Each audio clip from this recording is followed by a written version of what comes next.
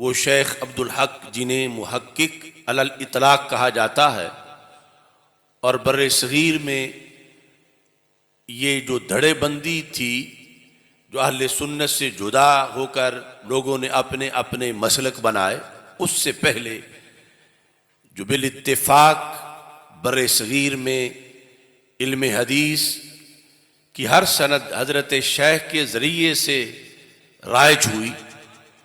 شیخ عبدالحق محدث دہلوی اشیۃ اللمعات شرح مشکات کے اندر باب و زیارت القبور میں آپ نے یہ لکھا: دیدم چہار کسرا، میں نے 4 ہستیوں کو دیکھا، از مشائخ میں سے۔ کیا دیکھا؟ کہ تصرف می کنن در قبور خود، کہ وہ اپنی قبروں میں بھی تصرف کرتے ہیں۔ تصرف کسی کی مدد کرنا، مشکل حل کرنا، مصیبت کو دور کرنا، اپنی قبروں میں بھی وہ تصرف کرتے ہیں۔ کیسا تصرف؟ مانند تصرف ہے ایشاں در حیات خود، جس طرح وہ ہستیاں اپنی ظاہری حیات میں تصرف کرتی تھیں، میں نے ان کو دیکھا وہ اپنی قبروں میں بھی ویسا ہی تصرف کرتی ہیں۔ قبروں میں جا کر بھی وہ مددگار ہیں، وہ غوث ہیں، بلکہ فرماتے ہیں یا بیشتر، یا تو زندگی کے تصرف جتنا تصرف کرتے ہیں یا پھر اس سے بھی زیادہ تصرف کرتے ہیں۔ زندگی کے تصرف کی مثل یا اس سے بھی زائد تصرف قبروں کے اندر وہ ہستیاں کرتی ہیں۔ ان میں سے 2 کا آپ نے نام اس مقام پہ ذکر کیا، کہتے ہیں شیخ معروف کرخی و شیخ عبد القادر جیلانی و 2 کس دیگر را از اولیاء شمردہ۔ ان 4 میں 2 ہستیاں تو اور ہیں، لیکن 2 ہستیوں کے جو نام ہیں وہ ایک سیدنا شیخ معروف کرخی رحمہ اللہ تعالی ہیں، اور دوسرے حضرت سیدنا شیخ عبد القادر جیلانی رحمہ اللہ تعالی۔ رب ذوالجلال نے قبور کے اندر بھی ان کو ظاہری حیات جیسا یا اس سے بھی زیادہ فیضان بانٹنے، تصرف کرنے کا اختیار عطا فرمایا۔ اور یہ دونوں ہستیاں جن کا یہاں ذکر ہے، دونوں کے مراکز بغداد شریف میں ہے، حضرت معروف کرخی رحمہ اللہ تعالی اور حضرت غوث اعظم رحمہ اللہ تعالی۔ حضرت غوث اعظم کے لحاظ سے جو یہ درجہ ہے کہ غوث اعظم درمیان اولیاء چو محمد درمیان انبیاء علیہ السلام، اس سلسلہ میں حضرت شاہ عبد العزیز محدث دہلوی انہوں نے اپنی کتاب جو ان کی تفسیر ہے، تفسیر عزیزی فتح العزیز، اس میں علم نشرح کی تفسیر کے اندر یہ لکھا، ایک بلند مرتبے کا ذکر کرتے ہوئے کہتے ہیں این مرتبہ ازا مراتب کہ ہیچ کسرا از بشر نہ دادان، کہ مراتب میں سے یہ مرتبہ جو بنی نوع انسان میں سے کسی انسان کو بھی نہیں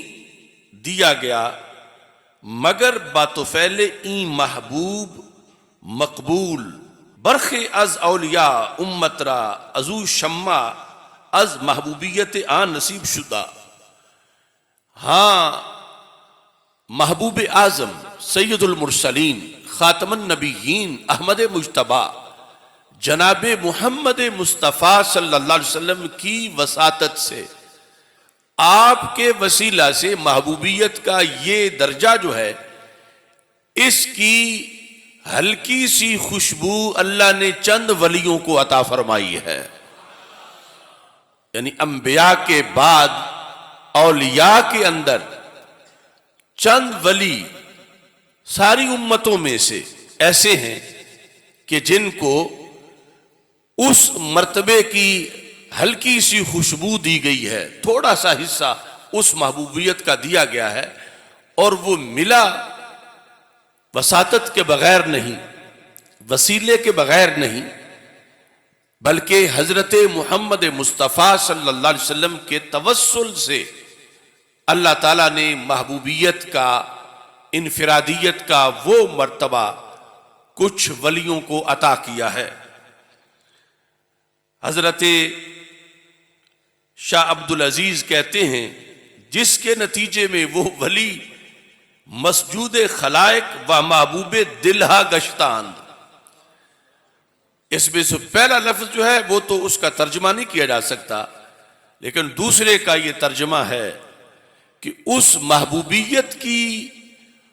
اس خوشبو کی بنیاد پر جو رسول اکرم صلی اللہ علیہ وسلم کی وساطت سے ان چند ولیوں کو ملی، وہ ولی کیا بن گئے؟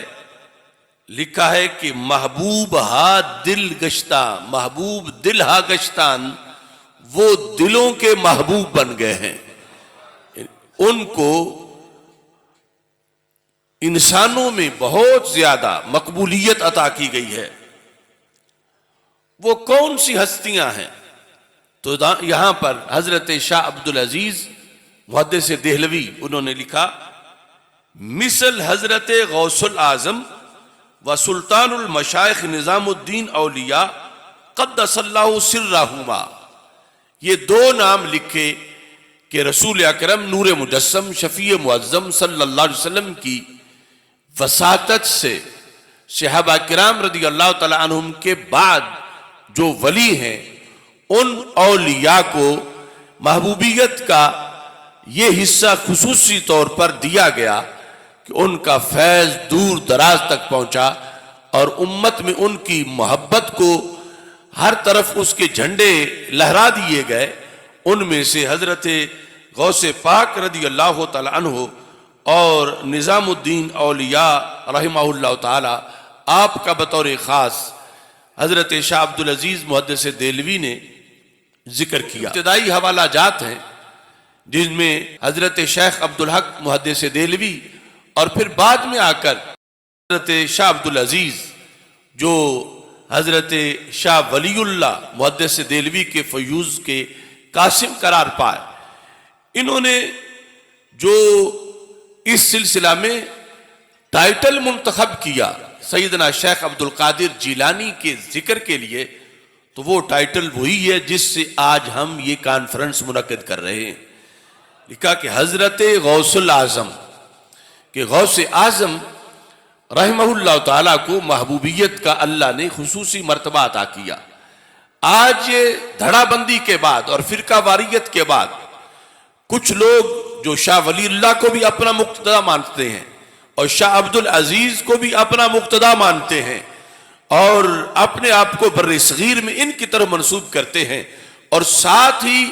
اللہ کے سوا کسی کو غوث اعظم ماننے کو شرک قرار دیتے ہیں، تو یہ کیسے بند گلی میں بند ہے کہ جن کے ذریعے سے اپنا تعارف کرواتے ہیں وہ تو 11ویں والے پیر کو غوث اعظم لکھتے ہیں اور کسی عام رسالے میں نہیں، یعنی اپنی تفسیر کے اندر یہ غوث اعظم کا لفظ لکھا، اور یہاں تک کہ اسماعیل دہلوی نے صراط مستقیم میں غوث اعظم کا لقب لکھا حضرت غوث پاک کے لیے۔ تو دنیا نے اپنے آپ کو بدلا گھڑی گھڑی، ایک ہم اہل عشق ہیں جہاں تھے وہی رہے، بدلے یہ ہیں بھٹکے یہ ہیں، حق کو چھوڑا انہوں نے ہے، ہم تو اسی رستے پر قائم ہیں کہ اللہ کا حکم نہ ہو تو کوئی پتا بھی نہیں ہلا سکتا، اور اگر اللہ چاہے تو رب جیسے کسی لکڑی کو اپنی مدد کا مظہر بنا سکتی ہے، تو فرعون کے سانپوں کے مقابلے میں توحید کی وہ عصا بھی مددگار بن جاتا ہے، اور اس پر اللہ کی تجلیات کا نزول ہوتا ہے، اور جو مومن ہے اور کامل مومن ہے اس پر تو اس کے دل پر روزانہ 360 جلوے نازل ہوتے ہیں۔